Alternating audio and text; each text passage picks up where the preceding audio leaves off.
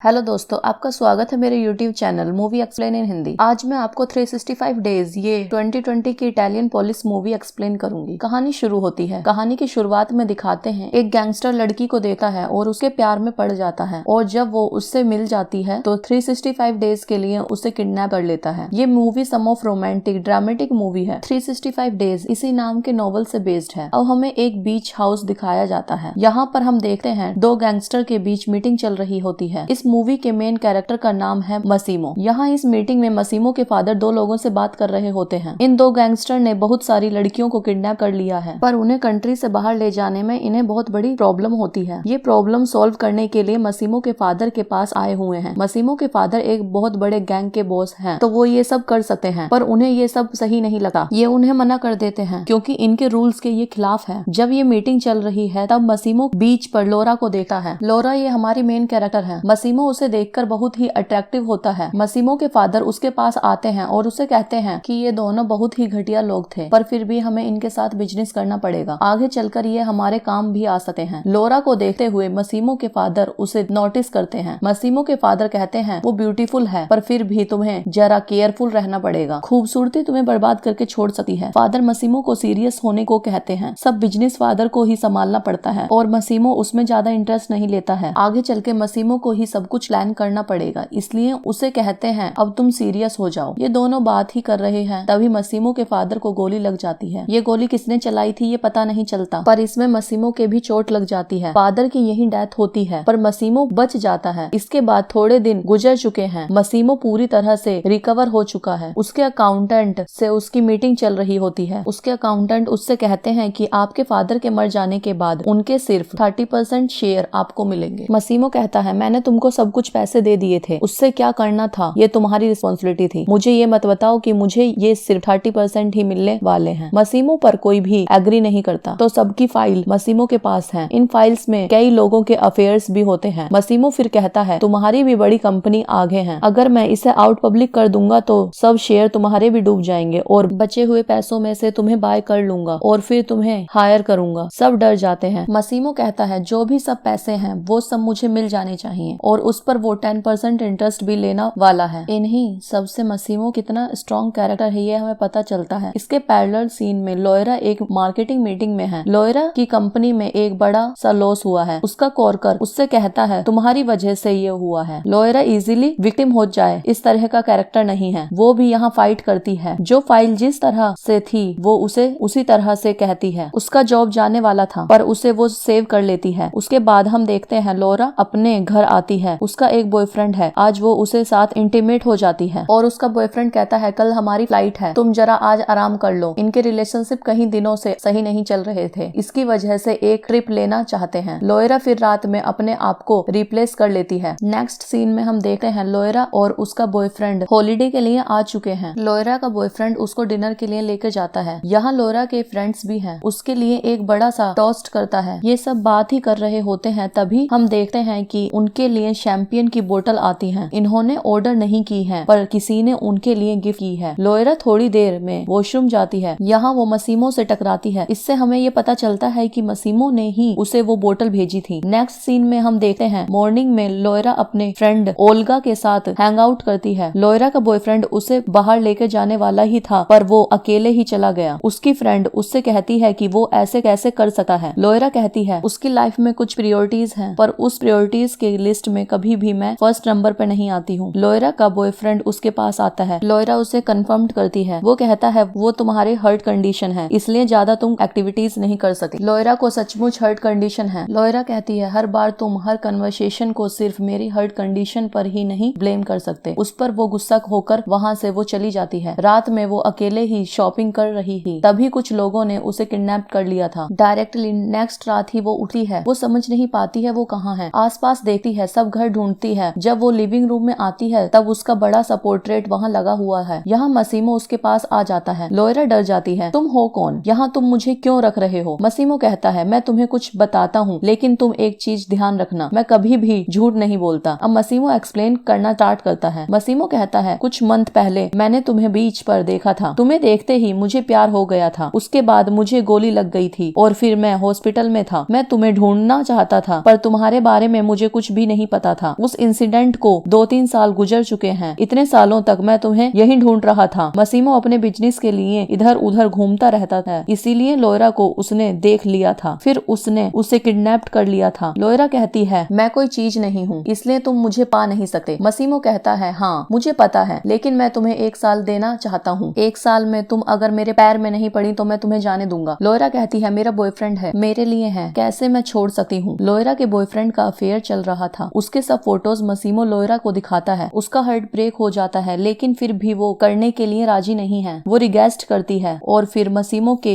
Gun अपने हाथ में ले लेती है। मसीमो उसे कंट्रोल कर लेता है। मसीमो कहता है, हमेशा मुझे जो भी चीज चाहिए थी वो मैंने पा ली है, मुझे कभी भी गुस्सा मत दिलाना वरना बहुत बुरा होगा। ये लोयरा से बात कर रहा था, तभी मसीमो के आदमी वहाँ आ जाते हैं। एक इशू है जो उन्हें शॉर्ट आउट करना है। मसीमो फिर अपनी बेस्ट फॉर्म में दिखता है। मूवी की शुरुआत में हमने कुछ लोग देखे थे जो लड़कियों की ट्रैफिकिंग करना चाहते थे। मसीमो के फादर ने उन्हें मना किया था, पर फिर भी ये कर रहे थे। जिसने ये किया था उस आदमी को यहाँ पकड़ कर रखा है। मसीमो कहता है, मेरे बिजनेस से तुम कुछ चुरा लेते तो भी शायद मैं तुम्हें माफ कर देता, पर तुम्हें जो किया है बहुत ही गलत किया है। लोयरा इस जगह से भागने की कोशिश करती है। वो बाहर आती है, तभी मसीमो इस आदमी को मार रहा होता है। ये मर्डर देखकर उसे चक्कर आ जाते हैं। नेक्स्ट सुबह जब लोयरा उठती है तब उसके पास मसीमो बैठा होता है और फिर उससे कहता है, जो तुमने देखा वो तुम्हें नहीं देखना चाहिए था। अब मैं तुम्हें बताता हूँ, जिसको भी मैंने मारा है वो ये डिजर्व करता था। लोयरा जल्दी से इस सिचुएशन से नहीं निकल पाएगी, ये उसने एक्सेप्ट कर लिया है। वो मसीमो को कहती है, मुझे मेरे लैपटॉप और मोबाइल चाहिए। मसीमो कहता है, ये मुझे अच्छा आइडिया नहीं लगता, जब सही टाइम आएगा तो सब कुछ तुम्हें मिल जाएगा। मसीमो कहता है, तुम्हारा सब सामान मैं यहाँ ला चुका हूँ, मेरा आदमी डोमिनो हमेशा तुम्हारे साथ रहेगा, जो भी चीजें तुम्हें चाहिए होंगी वो तुम्हें सब ला कर देगा। लोयरा जब लंच के लिए आती है तब उसके लिए बहुत सारी चीजें बनवाई हुई हैं। थोड़ी देर में मसीमो उसके पास आता है और कहता है, आज मुझे जरा काम है, तुम मेरे साथ चलोगी। लोयरा कहती है, मैं तुम्हारे साथ कहीं भी नहीं जाऊंगी। मसीमो कहता है, मैंने पूछा नहीं था, ये ऑर्डर था, और उसे जबरदस्ती लेकर जाता है। मसीमो का काम हो जाने के बाद फिर उसे बहुत सारी शॉपिंग कराता है। शॉपिंग करते वक्त एक शॉप से वो भागती है और फिर पुलिस के पास आती है। जब मसीमो वहाँ पहुँचता है तो पुलिस भी उसे इग्नोर कर देती है। मसीमो फिर उससे कहता है, तुम्हारी मर्जी के खिलाफ मैं तुम्हें टच भी नहीं करूंगा, अगले नेक्स्ट साल तक तुम्हें मेरे साथ ही रहना है, जो जल्द से जल्द तुम इस सिचुएशन को एक्सेप्ट कर लो, ये मेरे लिए और तुम्हारे लिए भी इजी होगा। तुम्हें जो लगता होगा कि मैं एक मॉन्स्टर हूँ, इस तरह से मैं नहीं हूँ। लोयरा कहती है, जल्द से जल्द मुझे मेरा लैपटॉप और मोबाइल चाहिए। उसे एक डिश पसंद है तो वो बनवाने के लिए कहता है। लोयरा अब थोड़ा सा कंफर्टेबल होकर रात में डिनर के लिए आती है और फिर वो मसीमो से पूछती है, अगर मैं 1 साल तक यहीं पर रहने वाली हूँ तो तुम करते क्या हो, तुम कौन हो, ये तो मुझे पता होना चाहिए। मसीमो कहता है, जितना तुम्हें कम बताओ यही सही होगा, पर फिर भी उससे कहता है कि मेरे बहुत सारे रेस्टोरेंट अलग अलग बिजनेस है, तुम मुझे एज अ बिजनेस कहीं भी इंट्रोड्यूस करा सकती हो। मसीमो फिर लोयरा के पास आता है, कहता है, जेंटल बनने में मुझे तुम जरा हेल्प करना। लोयरा रात में अपने बेडरूम में आती है, तब लोयरा को अपना लैपटॉप और फोन मिल चुका है। वो अपने मदर और फ्रेंड्स को कॉल करती है। उसके बॉयफ्रेंड्स के रूम में मसीमो ने ऑलरेडी एक लेटर रखवाया था जिसमें लिखा था, लोयरा उसे हमेशा के लिए छोड़कर जा चुकी है, इसीलिए उसका बॉयफ्रेंड उसे नहीं ढूंढ रहा था। लोयरा सबको इन्फॉर्म करती है कि एक न्यू कंट्री में उसे जॉब मिल गई है और सबको वो जल्दी से जल्दी मिलने के लिए आएगी। लोयरा जब सोती है तो मसीमो उसके पास आकर सो जाता है। सुबह होने पर लोयरा ये नोटिस करती है, अब मसीमो को चिढ़ाने के लिए उसके सामने ही नहाती है। मसीमो ने उससे कहा था जब तक उसको अलाउड नहीं करेगी तब तक उसे टच नहीं करेगा, तो उसे वो पूरी तरह से चिढ़ाने वाली है। मसीमो चिढ़कर उससे कहता है, हमेशा मुझे जो चीज चाहिए थी वो मुझे मिल गई है, तुम मुझे ज्यादा चिढ़ाओ मत वरना तुम्हारा हाल बहुत बुरा होगा। आज मसीमो जरा बाहर जाने वाला है तो लोयरा को भी अपनी फ्लाइट में लेकर जाता है। लोयरा रिगेस्ट कर रही थी, उसने उसे पूरी तरह से बांध दिया है। यहाँ इस फ्लाइट में उसे रिझाने की कोशिश करता है और फिर से उससे कहता है, जब तक तुम मुझे हाँ नहीं करोगी तब तक मैं तुम्हें टच नहीं करूंगा। मसीमो को एम्बैरेस करना ये लोयरा का मिशन बन चुका है। मसीमो जब अपने ब्रदर से बात कर रहा होता है तब लोयरा वहाँ आती है, बहुत ही गंदी तरीके से आइसक्रीम खाती है, सब लोगों के सामने फाउंटेन में जाकर नहाती है। मसीमो बहुत चिढ़ जाता है। रात में उसे वो एक रूम में लेकर जाता है, यहाँ पर बेड से उसे जबरदस्ती बांध देता है। लोयरा को वो कहता है, तुम्हें पता होना चाहिए कि क्या तुम मिस कर रही हो। एक लड़की को वो अंदर बुलाता है, उसके साथ इंटीमेट हो जाता है। ये लोयरा को जेलस फील कराने की कोशिश करता है। थोड़ी देर में अब इनको क्लब में जाना है। लोयरा अब फिर से मसीमो को एम्बैरेस करने के लिए एक छोटी सी ड्रेस पहनती है। मसीमो ये देखकर फिर से चिढ़ता है। जब वो क्लब में जाते हैं तो मसीमो के सामने एक दूसरे आदमी के साथ में वो फ्लर्ट करती। थोड़ी देर में ही वो आदमी उसके साथ जबरदस्ती करने लग जाता है। मसीमो को गुस्सा आता है। इस आदमी को वो बहुत मारता है। उसके हाथ पर एक गोली भी चला देता है। मसीमो के फादर का एक फ्रेंड है जो इनके लिए काम करता है। उसके फादर फिगर ही वो है। मसीमो को वो कहता है जिस आदमी को तुमने मारा है वो हमारे राइवल गैंग का ही एक मेंबर है। तुमने जो किया है इसी वजह से अब वार स्टार्ट हो चुके हैं। लोयरा ये सब सुन रही थी। उसे लगा मसीमो ने उस आदमी को मार डाला। मसीमो उसे समझाता है और कहता है ये सब तुम्हारी गलती है। इन दोनों में फाइट हो जाती है। लोयरा गुस्से में इस यार्ड से जंप कर देती है। मसीमो उसे बचा लेता है। लोयरा को जब होश आता है तो मसीमो कहता है कि मैं ये फिर से नहीं होने दूंगा। एक बार मैंने तुम्हें खो दिया था, फिर से मैं तुम्हें नहीं खो सकता। लोयरा को रियलाइज होता है कि मसीमो सचमुच उससे बहुत प्यार करता है। लोयरा भी अब मान जाती है और फिर ये दोनों इंटीमेट हो जाते हैं। बहुत सारे दिन वो यहीं यार्ड पर बिताते हैं। एक दिन मसीमो लोयरा को कहता है कि हमें पार्टी में जाना चाहिए। ये एक गाला पार्टी है। इसका मतलब है सब लोग मास्क वगैरह पहनकर डांस करने वाले हैं। लोयरा को मेकअप देने के लिए स्पेशल आदमी बुलाए जाते हैं। लोयरा बहुत खुश होती है। रात में ये दोनों पार्टी में आते हैं। बहुत ही ब्यूटीफुल डांस करते हैं। फिर इन दोनों के पास एक लड़की आती है। ये मसीमो की एक्स गर्लफ्रेंड है। ये मसीमो से कहती है कि लास्ट में तुमने उसे पा ही लिया, ये लोयरा को मार डालेगी। ये कहकर वहाँ से चली जाती है। लोयरा पूछती है ये कौन थी? मसीमो कहता है ये मेरी एक्स गर्लफ्रेंड थी। फिर लोयरा पूछती है तुमने ब्रेकअप कब किया? मसीमो कहता है जिस दिन मैंने तुम्हें देखा था उसी दिन मैंने ब्रेकअप कर लिया। मसीमो ने